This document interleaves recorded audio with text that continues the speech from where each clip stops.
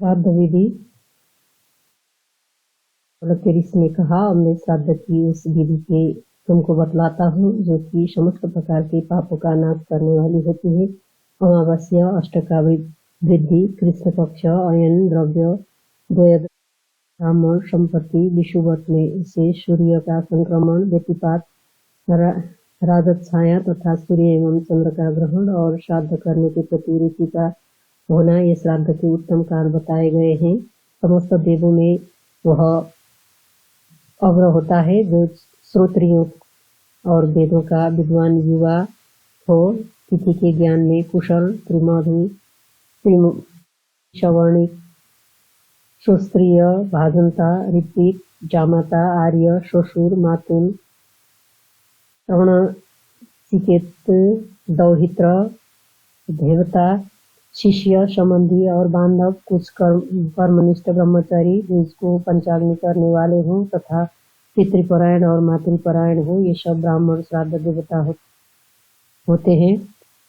जो रोगी हो, भिनांग या अति रिक्तांग हो, खाना पौन भोग और अवकीर्ण आदि हो जो हो, वो आचार से वर्जित होते हैं। जो भी प्रविष्णु के भक्त न हो वो कभी भी श्राद्ध के योग्य नहीं हुआ करते हैं। श्राद्ध जिस दिन करना हो उसके पहले दिन में ही ब्राह्मणों को निमंत्रण दे देना चाहिए। जैसे ही श्राद्ध का निमंत्रण प्राप्त हो वैसे ही विप्र को भी सम्यक होकर रहना चाहिए। श्राद्ध के दिन पूर्वाह्न में आचांत होते हुए उन्हें आसनों पर उपविष्ट कराना चाहिए। उनसे प्रार्थना करें कि आपको दैव पितृ कर्म के लिए आमंत्रित किया है, अपने प्रदेश में प्राप्त कराने की शक्ति नहीं है। दो को पूर्व में दैव कर्म के लिए, उत्तर दिशा में पितृ कर्म के लिए, तीनों को इस तरह दोनों को पृथक रखें। इसी रीति माता महादिक के लिए भी करें अथवा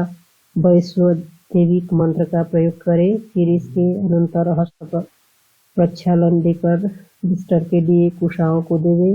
फिर उनके द्वारा अनुज्ञा प्राप्त कर महान ऋचा से विश्व देवाओं का आह्वान करें। येवों के द्वारा पवित्री के सहित पात्र के अन्न का वितरण करें। शन्नो देवी इस मंत्र से पय का क्षेपण करें। यवोसिति मंत्र से यवों का वितरण करें। या दिव्या इस मंत्र के द्वारा उनके हाथों में ही गंध, उदक, धूप और पवित्र आदि को विरिचित करना चाहिए। इसके अनंतर अपसभ्य होकर पितरों के अप्रदक्षिण में द्विगुण कुशाओं के देकर उसंत स्वा इस मंत्र से पितृगण का आह्वान करें।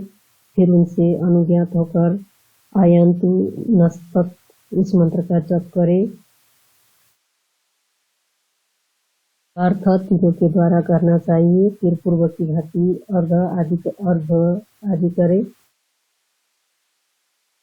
निवेदित करके इनका संसर्ग विधान से पात्र में करे। कृतभ्य स्थानमसी इस मंत्र से उस कुब्ज पात्र को अर्घ करे। अग्नि करिष्ये इसे घृत गुप्त अन्न को लेकर पूछे और व्यहरित के सहित गायत्री का तथा मधुबात ऋचा का जाप करके उनसे कहे, आप सुखपूर्वक भोजन करें। उन श्राद्ध में भोजन करने वाले विप्र को भी मौन होकर भोजन करना आरंभ करना चाहिए। श्राद्धकर्ता मानव को बिना किसी प्रकार का कोच किए हुए उन ब्राह्मणों को इष्ट अन्न और भविष्य समर्पित करना चाहिए। जब तक उन ब्राह्मणों की तृप्ति हो तब तक उन्हें खूब अच्छी तरह तृप्तिपूर्वक भोजन करावे और पवित्र मंत्र का जाप करता रहे। जब वे यह कह दे कि हम खूब तृप्त हो गए हैं, उन्हें एक बार देवे और शेष अन्न को लेकर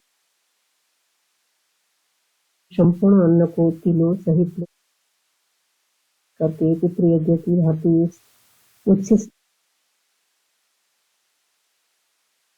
आत्महा आदि के लिए भी देवे। इस प्रकार से यह संपूर्ण कृत्य करके फिर उन्हें आत्मन समर्पित करना चाहिए।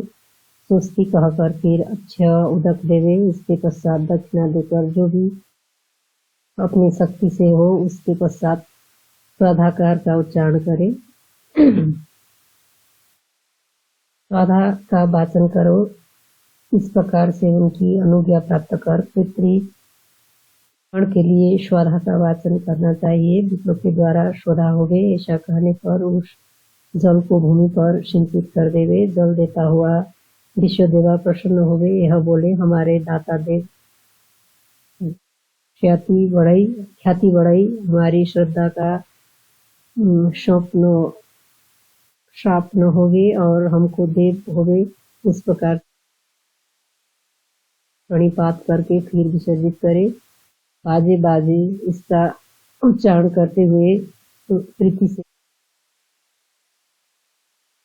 ससर्व थे और अर्धपात्र में निपातित थे। उस पितरी का पात्र को उत्तान करके विप्रो का विसर्जन करना चाहिए।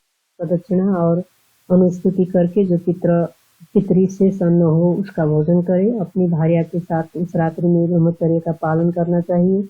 इसी प्रकार से वृद्धि के अवसर पर दक्षिणा के सहित नांदी मुक्ति को भी करे, अर्थात नांदी मुक्त श्राद्ध करना चाहिए। करकंधु मिश्रित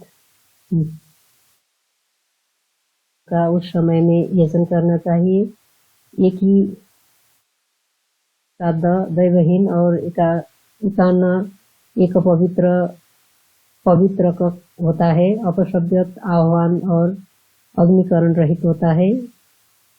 उपतिष्ठान इससे अक्षम्य स्थान में विप्रो का विसर्जन करना चाहिए। फिर अभिरम्यताम यह बोले, वो अभिरता स्व यह बोले। गंधोदक तीनों से मिश्रित 4 पात्र करे। अर्घ के लिए पितृ पात्रों में एक पात्र को प्रशिक्षित करे। शामाना इन 2 मंत्रों से शेष सब पूर्व की भांति ही करना चाहिए। यह सपिंडीकरण उपदिष्ट स्त्री को ही करना चाहिए। सपिंडीकरण के पीछे जिसका संवत्सर से हाथ है उसका भी शोध कुंभ अन्न द्विज को संवत्सर से दे देना चाहिए और पिंडों को गौ प्रजा तथा विप्रो को दे देवे अथवा अग्नि या जल में दे देना चाहिए। गौ अजा तथा विप्रो को दे देवे अथवा अग्नि या जल में दे देना चाहिए। भविष्यान्न से मास में पायस से वत्सर में पितामह संतुष्ट होते हैं। गत्स्यादि के आमिष के यथाक्रम मास वृद्धि में देने पर भी उन्हें परम संतोष हुआ करता है। त्रयोदशी में और मघा में अर्घ देवे प्रकार से प्रतिपदा प्रवृत्ति में श्राद्धदाता कन्यादि की प्राप्ति करता है। इससे संशय नहीं है। जिनका निहनन शस्त्र से हुआ हो उनको श्राद्ध चतुर्दशी तिथि में दिया जाता है। जो विधि विधान के साथ श्राद्ध देता है उसे स्वर्ग, अपत्य, योग, शौर्य, क्षेत्र, बल, अरोगिता, यज्ञ, परम गति, धन, विद्या, वाक्सिद्धि, कुप्य, गौ, अजाविक, अश्व, आयु आदि की प्राप्ति होती है। कृतिका से आदि लेकर भरणी के अंत तक कामना वाला इन उक्त पदार्थों को प्राप्त किया करता है। नवश्राद्ध करने वाले पर वस्तु से आढ़ द्विज परम प्रसन्न होते हैं। पितामह प्रीति से नित्य आयु, धन, विद्या, स्वर्ग, मोक्ष, सुख तथा राज्य को प्रदान किया करते हैं।